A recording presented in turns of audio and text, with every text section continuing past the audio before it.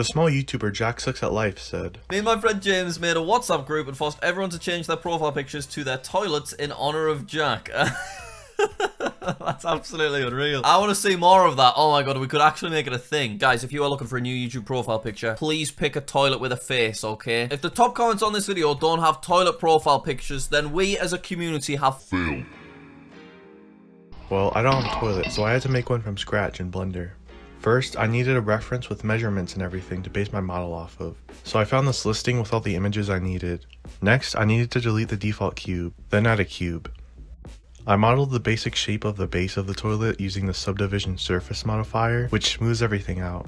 And to make cutouts on the sides, I made a cube that subtracted part of the main shape. From there, I could shape the cubes however I wanted, and it would cut out that exact shape from the toilet base. I added my only true love in this cruel world, Barnaby, to make sure the size is correct, and further shaped out the base to the proper shape, along with making the sides buttery smooth.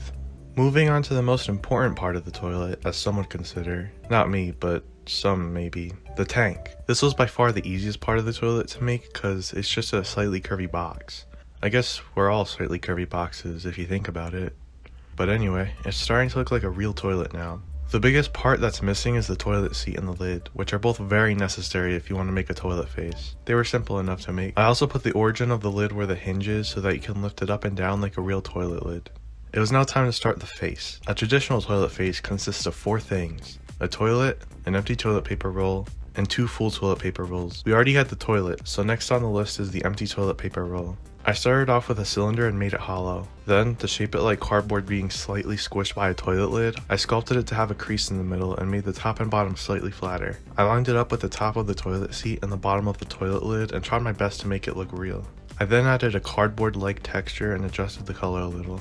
Before I make the final 2 toilet paper eyes, I encased the toilet in a room. I gave the floor a nice tile pattern that you might find in your local bathroom. To break up the floor and the ceiling, and for a little more detail, I also added some molding with a wood texture. I also tried to add some texture to the wall, but it didn't really look good, so I decided to remove it later. To complete the amazing toilet face everyone's here for, I started making the 2 full toilet paper rolls. I began with the inner cardboard roll. I slightly randomized the position of each part of the roll to make it more realistic and not just a perfect cylinder. I extruded the inner roll to make the outer roll and assigned the outer roll the toilet paper texture. I added a cloth texture with a pattern on it to simulate the actual toilet paper. I went back into sculpting mode and used the cloth brush to make everything more uneven. I also flattened the top and bottom a little bit. All I had to do now is duplicate the roll and put them into place to make the 4th best toilet face known to mankind. Oh, and I also added the little tabs that new toilet paper rolls have before you use them. I added 3 lights to the left of the toilet, or I guess the right of the toilet.